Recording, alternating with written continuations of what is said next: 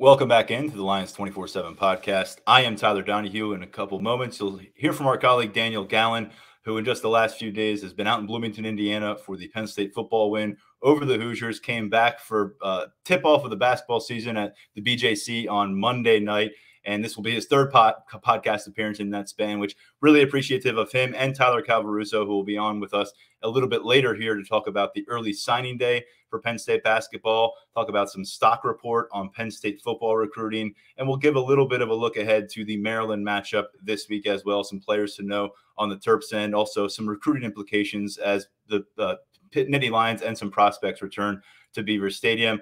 Personally here at Happy Valley headquarters for the Lions 24/7 podcast, the one-year-old has been home from daycare all week, which always makes for an interesting set of circumstances. So we were able to find some time, squeeze in a podcast recording here on a Wednesday morning. So apologies that we didn't get to you right after that James Franklin press conference on Tuesday afternoon like we typically try to do. But we got a lot to catch up on. Daniel Gallen is a great guy to do that with. As I said, we'll talk recruiting a little bit later here in the show. But Daniel, the biggest story coming out of the press conference with James Franklin on Tuesday afternoon, aside from the fact that Sean Clifford wasn't asked about, which is a big deal these days, was that the injuries are mounting up for the Nittany Lions. We have both sides of the ball to discuss, but it's unavoidable right now. The offensive line, you wrote about it coming out of the matchup, performed very well for themselves. Tip of the cap to Phil Troutwine for what they did, managing a difficult scenario that played out, missing some key elements, missing your left tackle, having to play a true freshman there. That's all well and good, but what will they be able to do next week and the week after that, and who will they have with them? And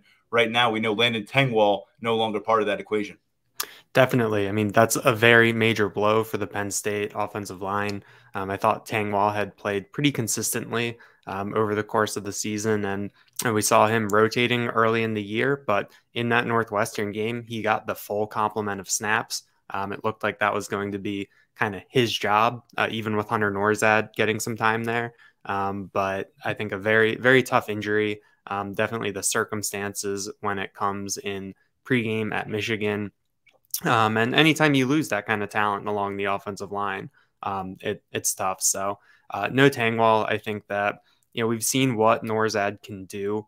And I think that depending on what happens, because there's so many moving pieces here, depending what happens with Salim Wormley at right guard, I think Hunter Norzad should be able to hold down left guard pretty well. And if Norzad has to play right guard, we saw some really good things from JV Nelson on Saturday at Indiana. Obviously, everything has come with the asterisk of playing Indiana in that kind of game. But I think you look at the interior, Juice Scruggs has really held it down and probably deserves a shout out for getting to this point in the season healthy. But those two guard spots around him are going to be really interesting to monitor. And then going out from there, there's even more questions. Yeah, Olu Fashanu described as week to week by James Franklin. And if you followed Penn State football during the Franklin era, you follow our coverage, you know that we're not going to get week to week details on players. It's pretty much going to be this guy, we're hopeful that he'll play, or we're monitoring a situation. And then we have to see what we get on Wednesday at practice, which we'll get a little bit later. And we'll be watching that offensive line. Or James Franklin will say, this guy is done for the season. That was the case with Landon Tengwall post-surgery. Just going back to Tengwall real quick, certainly feel for the young man because he hasn't gotten a chance to play a ton of football. He came onto the scene so early, before his freshman season. Tyler Bowen, back then on the Maryland coaching staff, has an offer out to the kid. He ends up being the first class of 2021 offensive lineman to pick up a scholarship offer from Penn State in that cycle. Just blows through 3 years of high school as a high-level talent, top 50 level kind of prospect. And then, like everybody, everything comes to a screeching halt for him his senior year in 2020 with the pandemic. His school ultimately does not rev back up football, so he loses out on that opportunity for his senior season. Comes to campus last year as a guy that a lot of us labeled as a potential early impact offensive lineman. That's not something you usually label any offensive lineman coming to campus as a freshman.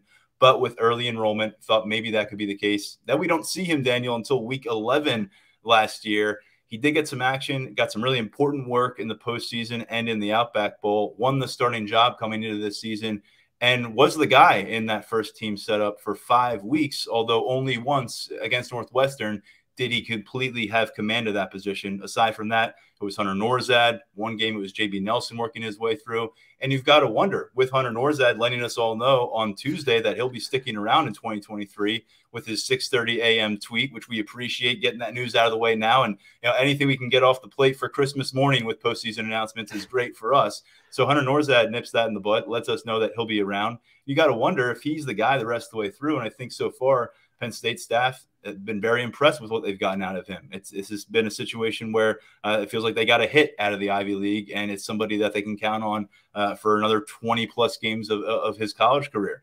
And if he carries that forward, what kind of a situation is Tengwall coming back to when they get the pads back on in the spring? We've talked a lot about the interior depth that has been growing, and a lot of that is youthful components. And now you wonder, it's going to be really another obstacle for Landon Tengwall in his career to come back from this, and not just come back healthy, but come back and find a way to rise back up to that starting role. Penn State's not going to hand that to anybody, and I think we're looking at a situation because of who they have kind of cultivated, and Venga Ioane coming in and playing really strongly, and Salim Wormley rising up to the task of being a starter, and the possibility that Drew Scruggs comes back.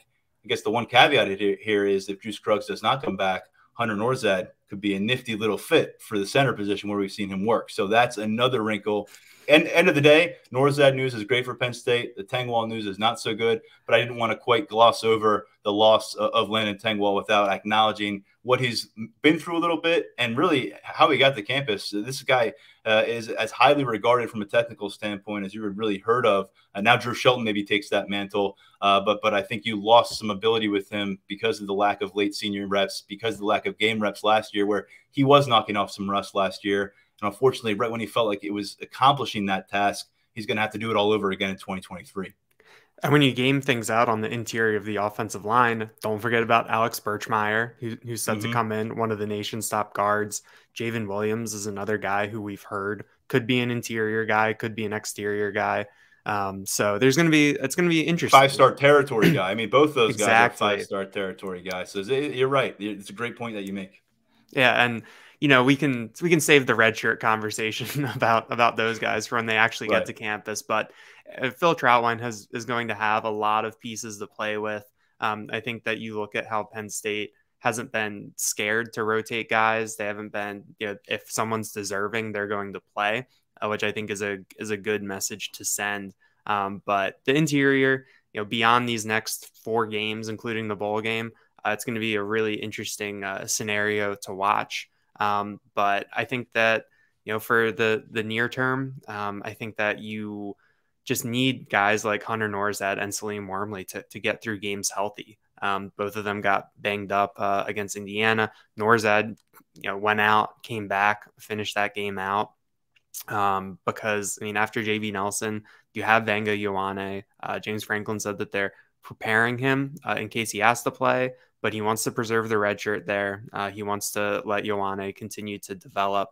But there is a good chance that when you look at how things have gone along this offensive line, that we could see 2 true freshmen out there from this class of 2022 on the offensive line with Drew Shelton, with Venga, depending on how things go. And it's a little unexpected from where we thought we'd be. But the guard spots, I think that the bodies there I think that you can get, a little bit above replacement level play based on what we saw from JB Nelson, what we've seen from Norzad, Wormley, and what we've heard about Ioane. But it will be interesting to see what happens at both tackle spots. I kind of interpret that it's unlikely that we'll see Olu Fashanu this week, that getting that week-to-week designation as opposed to, well, we'll see on Saturday, or we're hopeful. That didn't seem like the most, encouraging way for James Franklin to phrase it. But he did say they're hopeful that Caden Wallace will be back. So that could free up Bryce Effner. That's just another body there. And so it'll be interesting to see how that plays out. In a couple hours, we'll be out there on the practice field, and hopefully we'll come away from that with a little bit better idea of what we're looking at. Whatever we do come away from the practice field with, we'll share it with our VIP subscribers at Lions247.com, as we always do on Wednesday afternoon. So keep an eye out for that. But I mean, speaking of the offensive line, you just went through it. Caden Wallace, it seems like there's some optimism there. Hasn't played the last couple of weeks, exited late against Minnesota. If he returns, there's a couple of questions in play there. One, do you trust him enough and his health enough to give him the full run at right tackle for the course of this matchup against Maryland, freeing you up to use Bryce Effner elsewhere? And if you choose to free up Bryce Effner elsewhere, is that mean he's your starting left tackle and you're pulling back the reins a bit on Drew Shelton and trying to preserve another game? I would imagine for a bowl matchup. We've talked about it a lot with Olu. Now we're talking about it with the medical stuff, but opt-outs are a real thing. If this guy's being projected as a top 20 picker in that kind of realm, you've got to wonder, especially if there's kind of a medical issue in play with Olu Fashanu. So with that stated, you'd really love to be able to balance that if you want to. As James Franklin keeps saying, they want to preserve red shirts, but they want to go 1-0 this week. Do you go Effner at left tackle, try to go Caden Wallace all the way at right tackle, and then try to keep Drew Shelton on the sideline for these next few weeks and survive and get your way to a bowl game, and then you open it up for him to practice for a month, maybe be your starter? I think that scenario is less likely. I think you just see a guy who's ready to help you go 1-0, and I don't think they have the tackle depth to support not utilizing him. So my gut is we see Drew Shelton play a pretty prominent role here in the month of November if Olu Fashanu is not able to go. I think that's the more likely scenario than them trying to cobble it together with the two veterans in Effner and Wallace. And I think it's a big ask of Wallace, a guy who hasn't played a ton of football over the course of the last month or so, and that's rotating with Effner, and that's with being sidelined. Yeah, I agree with you. I think that depending on Caden Wallace's health, I mean, even if he's good to go, I think that you still go with Drew Shelton at left tackle and just start him from the jump, because we saw Caden Wallace and Bryce Effner rotating earlier this year. And if something does happen to Caden Wallace, if he's coming back and gets banged up again and needs to go out, then you're just plugging in one spot. You're not switching out two spots where, in moving a left tackle to right tackle and putting a new left tackle in. I think that that's probably gives you the most stability at those two tackle spots and approaching it, especially when you don't know what's going to happen along the interior either with the health there. So I do think that we'll see Drew Shelton again. I think that, James Franklin wants to go 1-0 this week. The New Year's Six is still on the table for getting a prominent bowl bid. And I think that you need to do what you can to get to 10 wins this year. I think that that's what's best for the program overall.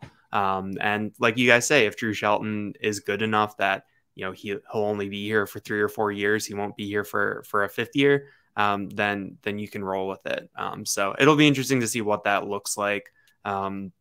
It is interesting to kind of talk about, we're going 8, 9, 10 deep now on the offensive line, but the level of concern that we have after last week and what Drew Shelton showed, what JV Nelson showed, I think it's dire from a numbers perspective, but what we've actually seen, I think that you can go into this with a little bit of confidence. There's a little less uncertainty. I think that if we're going into this, not having seen Drew Shelton, not having seen JV Nelson, so we'll see though. There are really so many moving pieces here. And on top of this, James Franklin also dropped the little nugget that JV Nelson is also working at left tackle, which is something that Phil Troutwine told me in August, that they viewed JV Nelson as a left side guy where he could play left guard and left tackle, as opposed to someone who was exclusively an interior guy or exclusively a tackle. So we could see maybe 7 different guys playing 7 different positions, except for Juice Scruggs this weekend. And a quick reminder that JV Nelson was the #1 overall offensive tackle prospect and a 4-star prospect at that in the 2022 JUCO class in 24/7 Sports Evaluation. So this is a guy who's been viewed as a versatile component of an offensive line, and it's good to hear that. We always appreciate those nuggets also coming to light this stage of the season. You're trying to piece things together. And just quickly going back to JV Nelson, because I'm not sure people realize how much he played last Saturday. He went 70-plus snaps, Daniel. He came in early. He came in often. Salim Wormley, Hunter Norzad. I think it's pretty obvious who James Franklin was referencing when he talked in his Tuesday press conference about really wanting to shine some spotlight, give some praise to guys who are gutting it out, playing through some things, that hurting through things. And I think it's obvious that he's probably referencing a couple guards there. But JB Nelson stepping up. We hadn't really seen him get much run going back to that Central Michigan matchup where he was kind of working in with Landon Tengwall.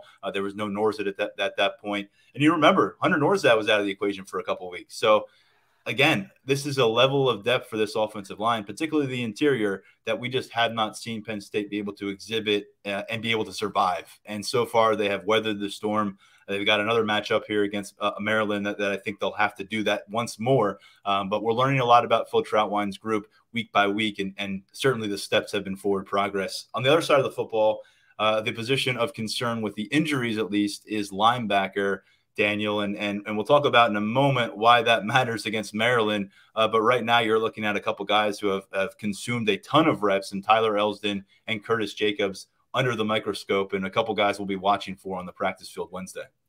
James Franklin got the old two-part question yesterday, went with a lead-in about Kobe King and a follow-up about the health of Tyler Elsdon and Curtis Jacobs. And like a pro, when you give James Franklin the two-part question, he'll answer the one part that he wants to. So we did not get an update on Elsdon or Jacobs out of that. But I think linebacker was another position coming into the year where you didn't really know what you had in terms of the depth. I mean, you sent 3 linebackers to the NFL last year in Brandon Smith, Ellis Brooks, Jesse Luketa. And even then, behind them, it was not that deep. I think Penn State was really fortunate last year that all 3 of those guys really made it through the year healthy. And the only hiccups was the Ellis Brooks targeting early in the year. So I think they've done a good job of building out that depth a little bit more. Abdul Carter certainly helps when you can add that kind of talent to that second level. But I think Kobe King is really going to be someone to watch. We saw him have a really good game against Indiana. James Franklin had some good things to say about him on Tuesday. But you look at the Sam, and I think that's going to be the biggest concern in this game. Jonathan Sutherland is probably in line for a lot of reps there with Dom DeLuca. In terms of, losing Curtis Jacobs at that spot. I think that you have to be a little bit worried there. And then I think when you look a little bit further into the depth, we could see a little bit more Charlie Katcher at the will. But after that, you kind of always wonder who's the next man up. Where can you go from there? Linebacker is such a physical position, as guys like Tyler Elsdon and Curtis Jacobs and Abdul Carter have shown this year. So that'll be a position to monitor tonight at practice because, if you lose one of Carter, King, Sutherland's, or even DeLuca, you're looking at a really tough situation at the second level. I know some people out there might be wondering what's going on with Keon Wiley, the freshman from Philadelphia. He's a guy we've seen really strictly in a scout team role over the course of this season, typically playing the role of the opposing team's most productive linebacker.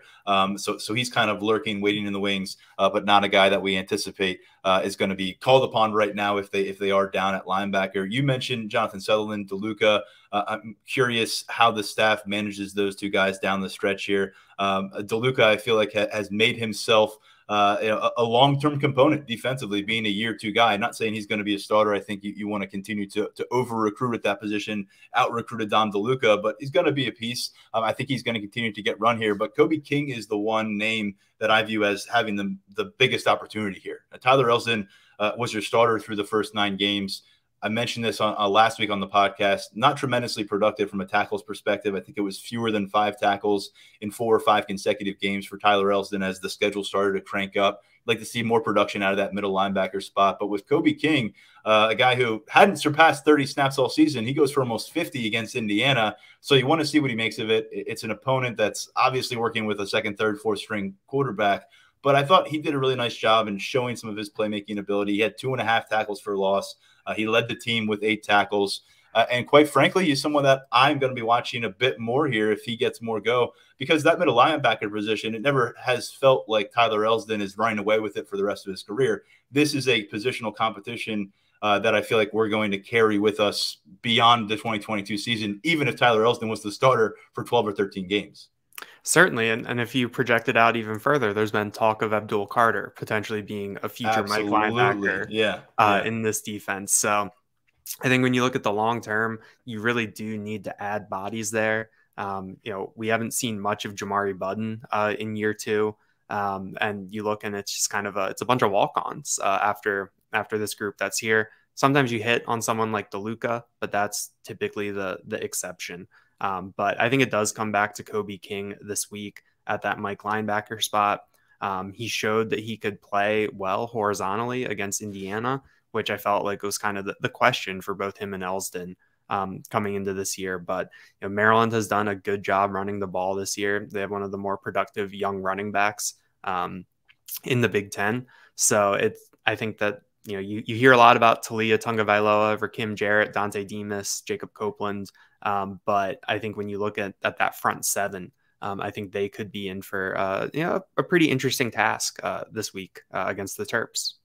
Let's use that as a pivot point here and kind of get to the next portion of this segment with you, Daniel. You've got your list of Maryland players to watch out on Lions247.com. It's always a good dive into what the opposing team is bringing to the field and the guys you've got to keep tabs on both sides of the ball. I think there's a lot of people gravitating toward the Maryland passing game here, although they didn't reach 100 passing yards in their most recent performance, but this has kind of been the staple, and we've seen them put up some explosive numbers against this Penn State team in the past, also some turnovers from their quarterback.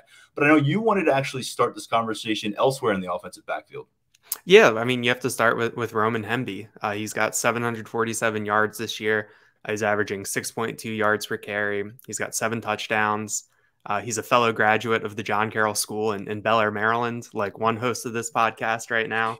I think he's the first FBS prospect that my high school has put out in a really, really long time, which is pretty cool. But he's got 400-yard games this year. He had a big day against Northwestern, 24 carries, 179 yards, 3 touchdowns. I think that he's someone that you're going to want to watch because Maryland has some interesting pieces on that offensive line. Jalen Duncan is in the draft conversation.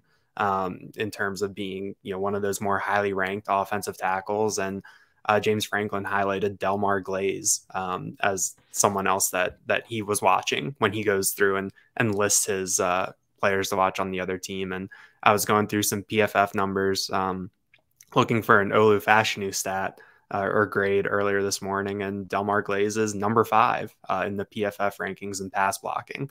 And I think he's number 54 overall graded among all offensive tackles. So there's some interesting pieces up front. And I think that Roman Hemby has been able to make things happen behind that group this year.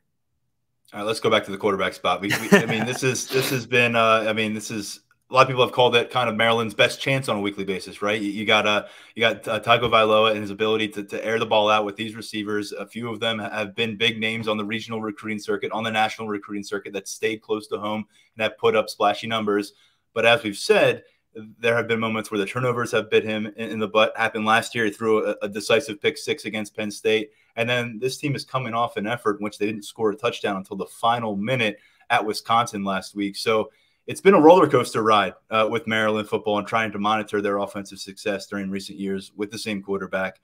Where are you at with what they've got left in the tank and what they've got left to show?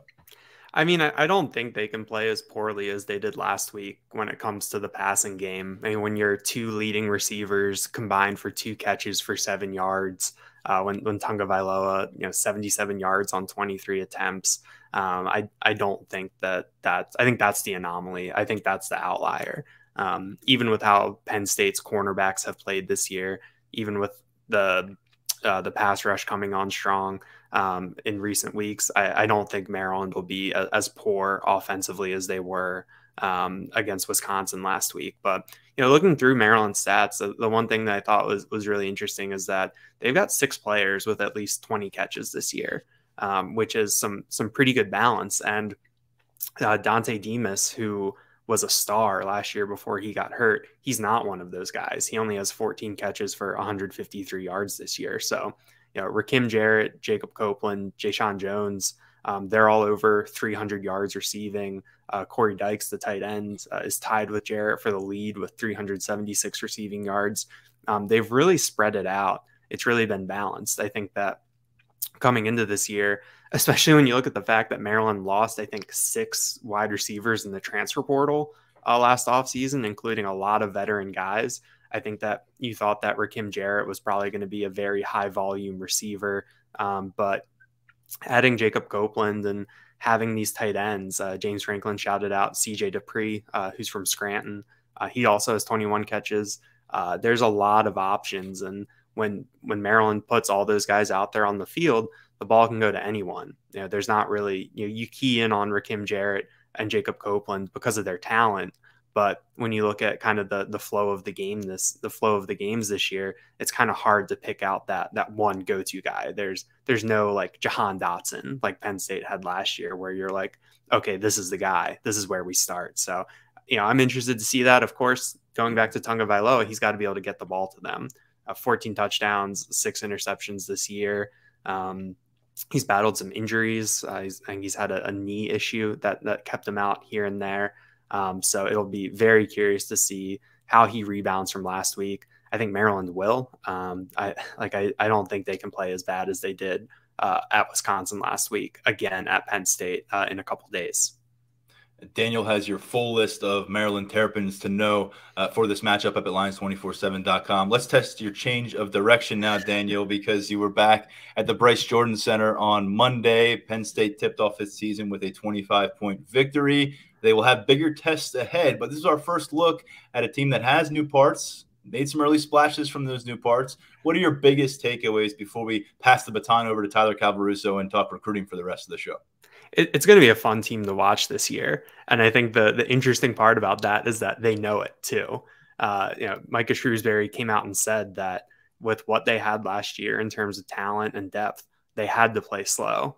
They were number 350 out of, I think, 360 or 358 when it came to possessions per game last year. They played at such a slow pace, grinded teams out. And we saw the opposite of that against Winthrop on Monday in that 93-68 win. They hit a program record 18 3-pointers. Andrew Funk, the Bucknell, had 6 of them, and he scored 22 points in his debut. And after the game, Jalen Pickett was asked about how they were playing, and he said that they're going to play a more entertaining brand of basketball this year.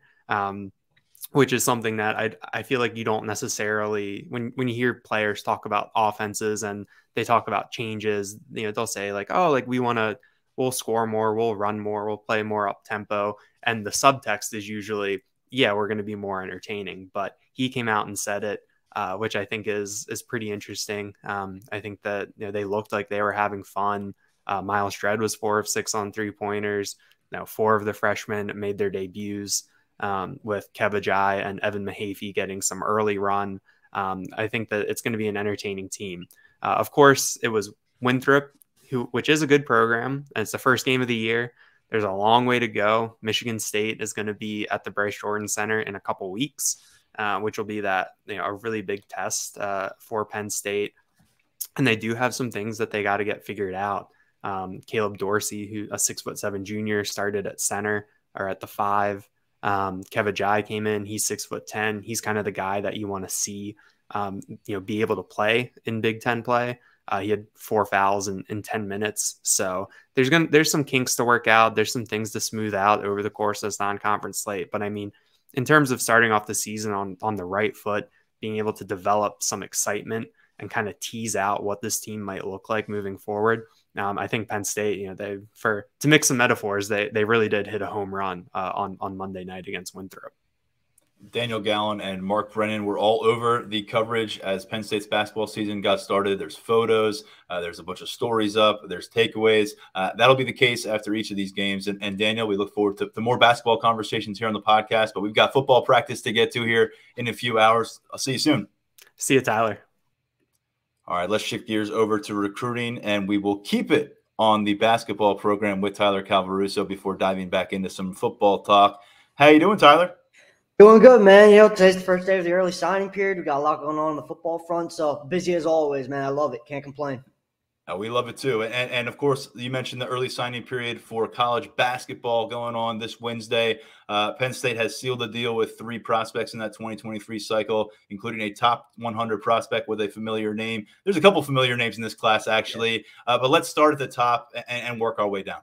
Yeah, when you talk about this class, you got to start with Kerry Booth, first top 100 prospect under Micah Shrewsbury, and he fits the bill, man. He lives up to his ranking. Yeah, I know the Penn State staff loves him a lot. They love his versatility. They love what he could do on both ends of the floor. And, Penn State went after a lot of guys hard this cycle. They really put all of their effort into a lot of guys, but probably none of them more than Booth. Between him being a legacy and just his skill set and how the staff feels that he would fit in the Nittany Lions front court, he was their top guy pretty much from the start. And for the staff to go out and close on him, I think says a lot. A lot of good relationships built there. And, it's interesting because Booth said early in his recruitment that he really wasn't looking to go to Penn State because, just given who Calvin Booth was and who he was as a player and his stature within, the history of the program, he was kind of looking to carve his own path and, write his own chapter of his college basketball career. But when it got down to the nitty-gritty of his recruitment, his relationship with the Penn State staff was the best. He saw how he would fit more in Happy Valley more than any other program. So this was just the perfect storm for Penn State and the perfect storm for Booth at the end of the day. So really high quality get for the staff. There's definitely still some developing to do on his end, but he's a guy who's going to have a chance to earn big minutes pretty early. And we know Shrewsbury has experience out in Indiana, part of that Purdue staff back in the day, and they tap into that state with another addition for the backcourt. Yeah, couple, Logan Imes, love him out of Zionsville. He's an interesting player because Zionsville plays a really tough schedule in Indiana, and he's battle-tested. Every single night pretty much, I'm just going to get up against some pretty solid competition. And he's the definition of a combo guard from what I've seen, just based on his tape and on the AAU circuit. He can do a lot of different things. He handles well. He shoots the ball well. Really good distributor, high basketball IQ. And I know that Shrewsbury and company are looking for him to come on campus and, fill that jack-of-all-trades role in the backcourt. And he has that in him. He's shown it against some pretty high-quality competition in high school and then on the Adidas circuit as well. So another really quality get for Penn State. I think Imes is a guy who has a chance to kind of outplay his ranking when his career is all said and done. I think he's going to have himself a nice long career in Happy Valley.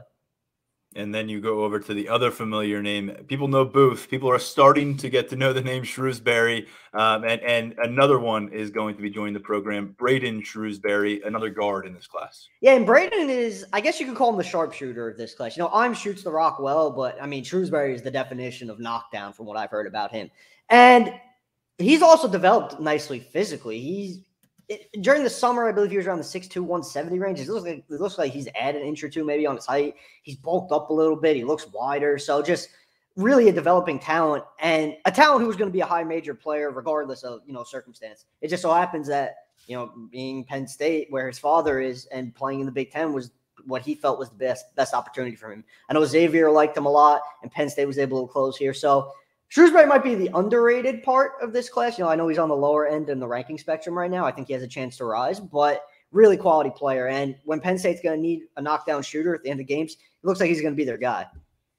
This three-man class right now ranked 24th overall across college basketball. It's following up a 2022 recruiting class that, as Daniel and Mark Brennan have talked about on this podcast, brings a lot of promise to campus. That group was a fringe top 25 group. You've covered high-level college basketball for several years now, Tyler. What do you think about what Penn State is doing in the ability to kind of follow up on another class and then maybe build off it with an improved win total this season? I would say the ability to follow up a first strong class because, sometimes when a new staff comes in, and you have the ability to sell your vision and, lay out your plans for the future to recruits, a lot of guys buy into hope. And now as Shrewsbury, and, they went through their first season and they didn't have a winning record, but they played a lot of teams tough and they won some gritty games against high quality competition. And recruits see that. So I'd say the ability to build off of a strong first class and, parlay that into a second successful class is arguably the most important thing you can do as a coaching staff in your second year, just because you need to continue that influx of talent. It's nice to have a strong first group, but, what happens after that? And they've pulled off a really good haul this cycle, I would say. I believe it's the first time in program history they've had consecutive top 30 classes. And for a new staff to come in and have that level of success on the recruiting trail right away, it speaks to the relationships that this staff has been able to build over a pretty short period of time. Recruits always rave about Shrewsbury and just his personability and the personability of the staff. But what I would say is the biggest thing with this group is just the way they lay things out for these kids on the visits. You could sell facilities, you could sell campus, you could sell college towns, but at the end of the day, you got to be able to sell X's and O's and how you're going to fit on the court. And this staff has proven to be really good at that based on the feedback I've heard. So, it's still early in the tenure, but I would say Shrewsbury has this thing really rolling in the right direction. And he, gotta give his assistant coaches credit as well. They're as big a part of this as anyone. Mark and Daniel will both be at the press conference for Penn State basketball this afternoon about their early signing day, kind of giving better details into what these guys may bring to the program.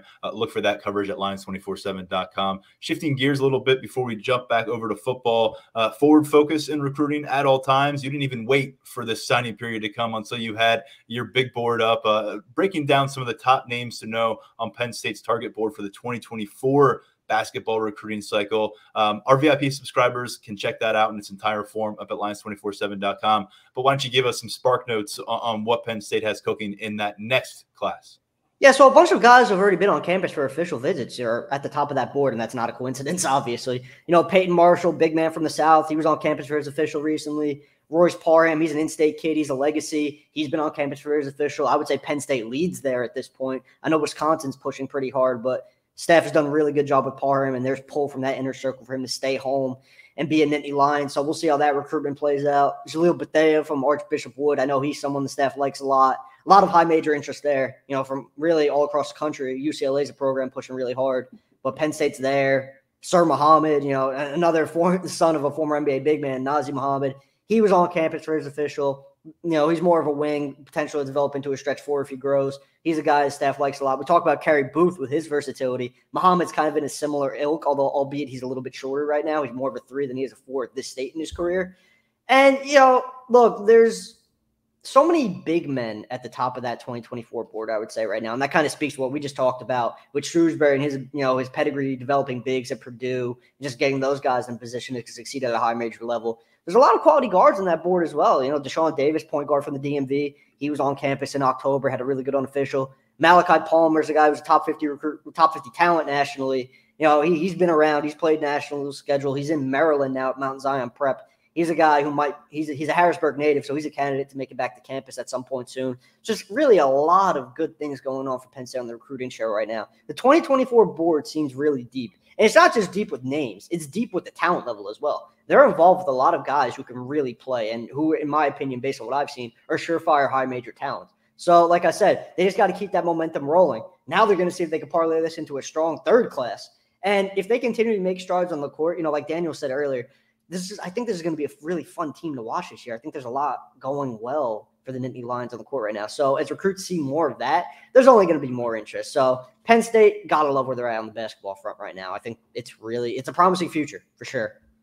I know our Lions 24/7 subscribers have been really excited about the coverage you've brought from a basketball recruiting perspective. I hope our listeners can kind of get a sense for that right now with this segment. But we'll go back to where our bread is buttered and talk about some college football recruiting with you, Tyler, right now. And what we're going to do here is a bit of a stock report, mix of cycles, not just all 23 or 24 guys, but some names that we've already talked about, some names that may be new to some of our listeners, that Penn State it has trending in the right direction. Before we start talking about those names, why don't you define what stock up is to you in this setting? So stock up really is it's kind of dictated by the intel, as everything is in recruiting these days. You hear positive buzz, Penn State moving up a kid's list, Penn State getting a kid on campus for an official, whether it be an official or an unofficial visit. There are a lot of things that play into the stock up, in my opinion. And just, it's just dictated based on what we've been hearing. And, fortunately for Penn State fans, I've been hearing a lot of positive things lately. So there's definitely a lot to talk about on the stock up front, I would say. Let's start with a committed 2023 recruit, Kavion Keys. He's a guy who visited Penn State back in the summer, chose a different school, but it's been an open-ended process, and you got him on this list. Yeah, so we've talked about Keys, probably as much as any 2023 prospect over the last couple months. He always enters the conversation somehow, and he was on campus for the whiteout game. And that went really well. And there was a lot of positive buzz coming out of that visit. So right now, I would say Penn State is stock up for Keys. Does that mean they're going to flip him in the end? It's still, we got a whole nother month to figure that out. He's still committed to UNC. There's a lot of pull for him to play closer to home, and UNC provides him with the best opportunity to do that. There's also other programs in the running. He was at Virginia, which is also obviously another local program for him. And, A&M is there as well. Texas A&M is still in that race. So we'll see.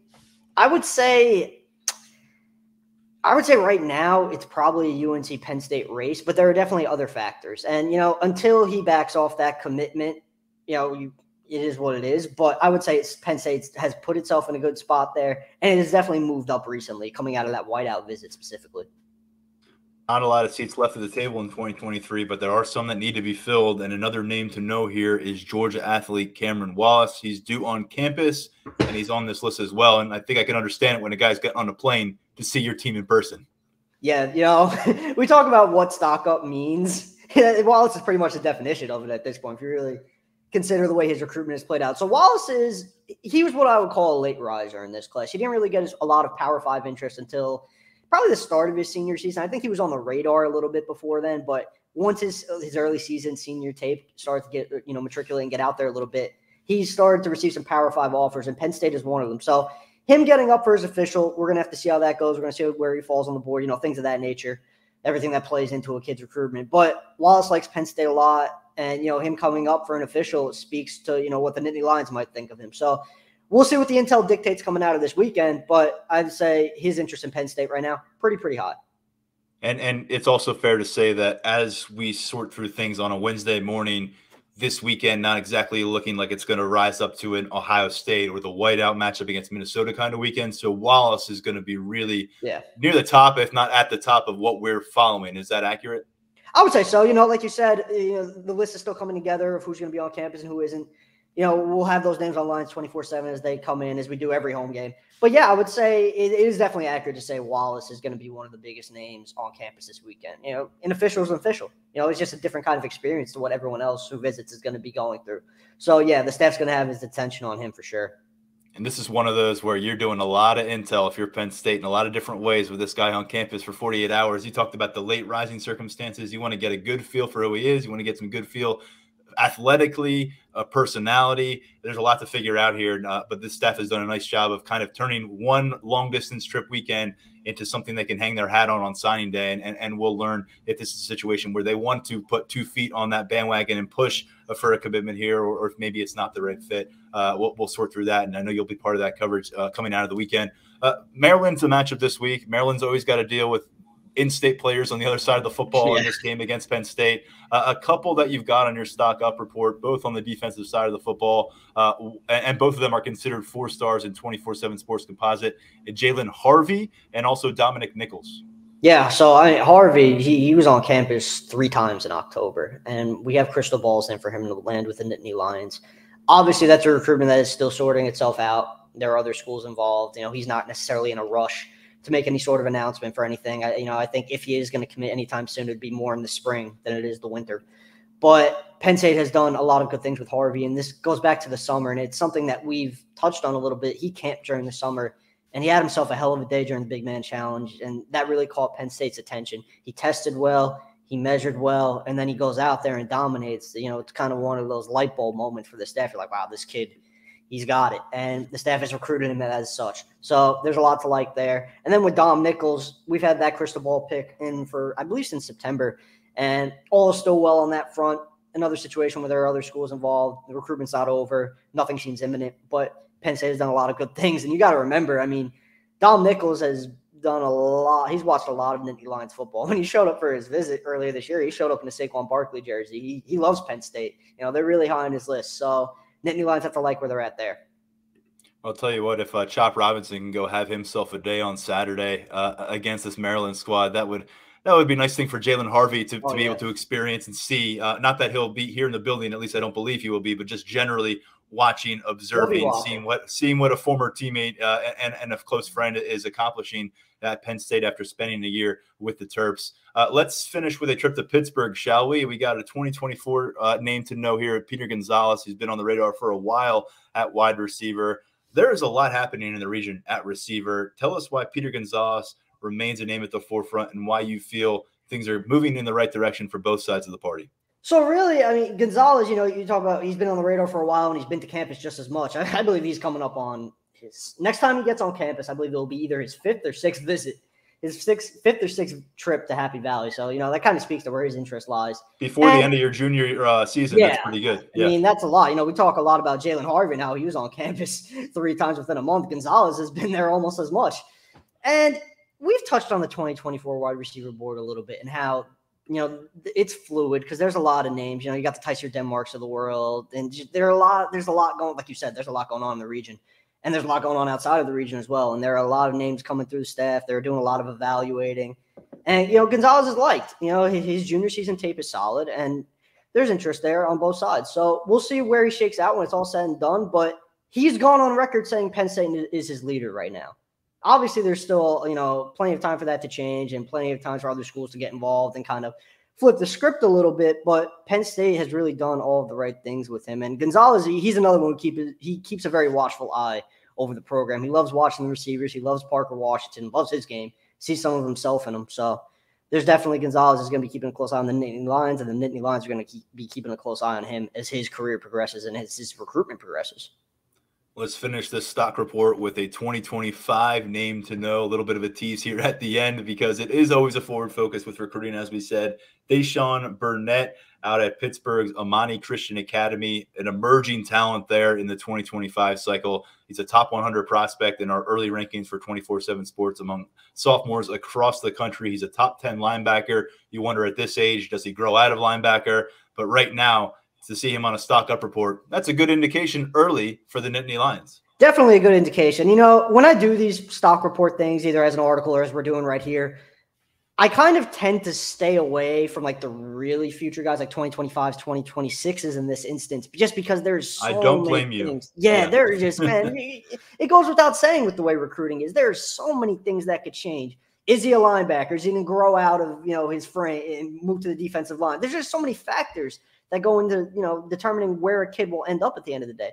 But based on what I've been hearing early with Burnett, and emphasis on early again, Penn State's going to be hard to beat. There's a lot of pull from the Nittany Lions, and he wants to stay home. There's a desire for him to play close to home, and Penn State gives him a pretty good opportunity to do that. And he's a top 100 kid, so the talent is evident. That's not up for debate in this situation. Where he plays at the next level, we'll see how he grows and just as he develops. But he's a really athletic kid. So I just think he's a high-level talent in general, regardless of position. So Penn State, pretty good spot there early. We'll see what happens. But Nittany Lions have done a lot of good things, and Burnett's been really receptive to everything they've had to say to him. So a lot of pluses there in Penn State's favor. On campus in October, he's got a couple local offers, like you can call them, Power 5 level, Pittsburgh and West Virginia as well. So proximity to home, he's got some options on the table there early on, but a long way to go. We're going to see a Power 5 party, I think, form in the recruitment of Deshaun Burnett over the next couple of years. Tyler, are we missing anything? What do we need to know going forward this week in terms of your coverage? What do we need to be monitoring on the recruiting trail? I know that's a tough question because it changes day to day. Yeah, always a great question. Just be, the fluidity of recruiting, and it's like I said before, we'll have some names, coming in. Who's going to be there for the Maryland game? It's going to be another busy weekend. Even if it's not whiteout game or Ohio State level, still a lot for the staff to accomplish this weekend, especially with that Wallace official visit. A lot going on in the region right now as well. Playoffs are starting on the high school football front, so we'll be keeping an eye on, targets and the commits who are out there fighting for a state title. For a lot of these guys, their high school careers are winding down. This is their last crack at bringing home some hardware, so that's something that, you always got to monitor, especially on the Penn State commit front. And we'll keep it rolling with the basketball coverage as well. Basketball season is here. The bottom, we're going to be getting after it, whether that be recruiting or team content. So definitely a lot more to come on that front. And I'm looking forward to diving more into basketball recruiting, just using my experience on a high major beat to, kind of just keep that rolling and keep the people up there on what's going on that front. He is Tyler Calvaruso. He does all things recruiting for us at Lions247.com. If you're a VIP subscriber, you have been enjoying his content for several months now. Always like getting him back here on the podcast. We'll do it again soon. Tyler, talk to you soon. Always like being here, man. Thanks for having me. All right. Great stuff from Tyler and Daniel. As I said, daddy daycare this week with the little one home sick. It's huge to have the supporting cast with these guys. We've got a great group. Mark Brennan getting it done. We'll all be back on the practice field. Mark, myself, and Daniel Wednesday to get a look at these Nittany Lions, the number 14th ranked Nittany Lions, see who's on the field, who's not on the field as we start to near kickoff 3:30 Saturday in Beaver Stadium against Maryland. We're back with another episode coming your way later in the day on Thursday. I give you our final thoughts, predictions on this matchup, and dive a little bit deeper into the details on what Maryland is bringing to town. They won in Beaver Stadium in 2020. There was no crowd in Beaver Stadium in 2020. And overall, this is a series that the Nittany Lions have overwhelmingly dominated over the years. For now, stepping aside, I'm Tyler Donohue. Thanks to our cast of characters here. This has been the Lions 24/7 podcast.